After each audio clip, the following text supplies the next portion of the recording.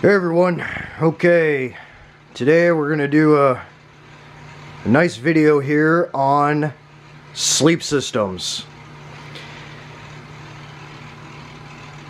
Seasonal application absolutely applies with sleep systems across the board.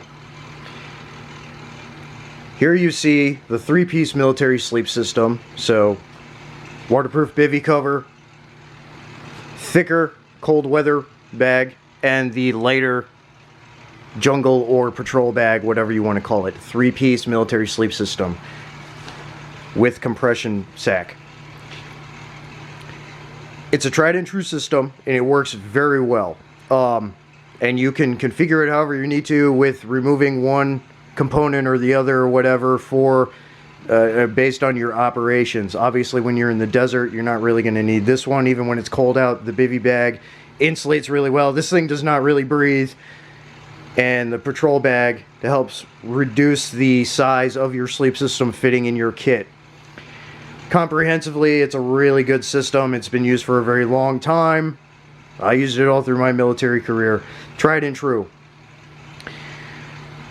When used in the full configuration, obviously for winter, it works extremely well. But again, it is very large and bulky. It's not a small sleep system even when packed down in a compression bag. There's also another smaller style compression bag here that usually fits a bivy bag and a singular bag, which is my next point. For extreme cold weather, and I live in the North Midwest, we have extremely long and cold winters, where at times it's hitting, minus 30, minus 50 at times, especially if there's a polar vortex that comes through. But in supplementation of these two components, your thicker bag and then your patrol bag for the three-piece military sleep system, what you can do instead, and I've done this for many years now, whenever I go on a winter season hunting and doing training and things like that, you take the bivy bag and you take an aftermarket civilian extreme cold weather camping and mountaineering sleeping bag. That one's rated for minus 15, minus 20. Even at those temperatures, sometimes you can sweat in that thing. So what I do is I use that in tandem with the waterproof bivy for a little extra insulation, but also, protection from moisture and things like that.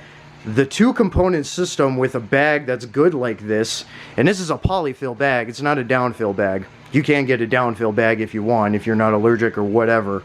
They are a little bit thicker and fluffier, and they can be more of a pain.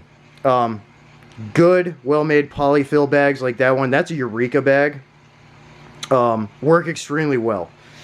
I've used it on many very cold hunting trips and out winter camping, winter hiking, and things like that. Using it in tandem, so bivy bag and that single unit bag, you're going to be extremely comfortable even in very low temperatures.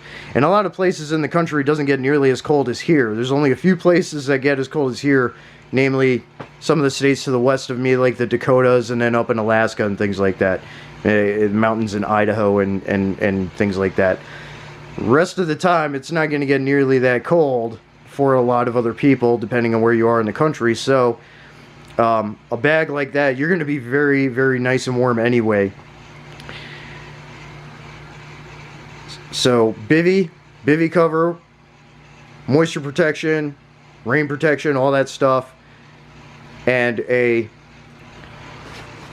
cold weather, whatever variable level and rating of cold weather bag like that, you can use it as a two-piece system instead of a three-piece. Obviously, for the summer and hotter seasons and hotter climates, bivy bag and patrol bag are really your best bet. You're still going to be very warm in that thing with the insulation, the non-breathability insulation of a bivy bag.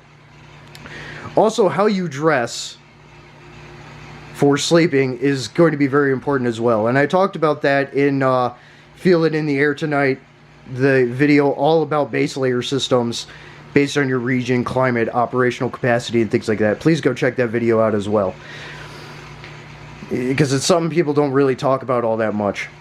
I like the British model when it comes to clothing application, so having a completely separate set of clothing just for sleeping in, and then changing it back into your other operational clothing, or a clean set of operational clothing, whatever it is, for your daytime needs.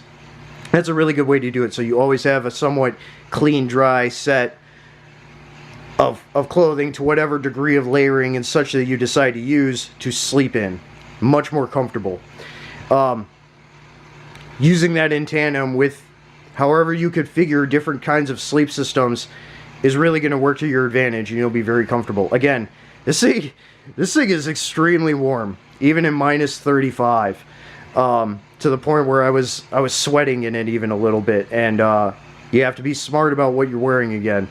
You don't have to go with as thick of thermals and things like that. You can just go with like some very thin polypros or whatever in that kind of bag, in conjunction with the moisture protection and insulation. Same with the other stuff. I mean, it all depends on how you want to configure it and what you need to do to cater to your environment, the region that you're in, and the seasons. Again, also about compression size. 3-piece system compresses into a compression bag like this, and it's still rather bulky and takes up space in your pack. The bivy bag and singular bag configuration like that, whether it's patrol bag based on the weather and things like that, temperatures and stuff, or like a cold weather civvy bag, it's going to compress down much more than the 3-piece system will. So play around with things a little bit. Go do a little research and figure out if there's a really good option that you like based on the needs for your area and your seasons for a singular alternative to the 3-piece system here. Otherwise, just configure, pick one of these up and configure it how you need to. You can buy these 3-piece sleep systems all over the place. There's a bunch of surplus ones available, or you could buy it new, because they are available new as well. Same with extreme cold weather systems. And then ones like these, you can just pick up really at any camping, hunting, outdoor kind of store, or whatever you want to do. So you have a lot of options available with your sleep system, but weight, size, and modularity and configuration for your region, climate, seasons, things like that are the main factors that you need to consider with your sleep system. So I almost always recommend a bivy bag, because it's just good. It's just a good protection for the elements. Even if you're using a small tent, like an actual tent, it's still good to have a bivy bag just in case. But I recommend them, any way I look at it. When I was in the military, a lot of the time, I would do a training in the field and stuff, and we're just sleeping in a hole, open air above us. And it was the same at Winter Forge with SNS Training Solutions and One Shepherd Leadership Institute when I went down and had some fun with that. And the same with certain hunting excursions that I've been on before and things like that. So, extremely useful. And when it comes, as another final note, when it comes to extreme cold weather, again, based on the area that you're in, when it comes to extreme cold weather, this is a mummy bag, so, and the bivy bag is too, they're mummy bags, so they go all the way up and over your head and kind of around your face, but you still need to protect your face and your nose and everything. So you're going to end up wearing, I recommend a 3-hole ski mask, or some kind of barrier to help protect your face and insulate it. I wouldn't necessarily go with a balaclava, because it can build up moisture and it can ice over, and that could cause problems with being in direct contact with your skin and breathing. So some kind of alternative to that where you still have the ability to breathe, but the majority of your face is still going to be protected, that's a huge win, okay? So just something to keep in mind there as well as a final note. So, a lot of options, a lot of modularity, a lot of choices, a lot of capabilities based on what you need. So, there isn't one tried and true system. These are all very tried and true systems, but there isn't one that's best for everyone. It's really based on your seasons and everything else. So, and really what you want in performance out of a system. So, a lot of stuff to take in there, but gauge it out, and you'll figure out what's best for you. So, winter is soon upon us up here, and I will be configuring my bag for the bivy and the extreme cold weather bag, and it's going to be a smaller system to save room and give me the opportunity to get more other stuff that I need for cold weather survival into my bag. So, There you go, guys. Metal up. Out.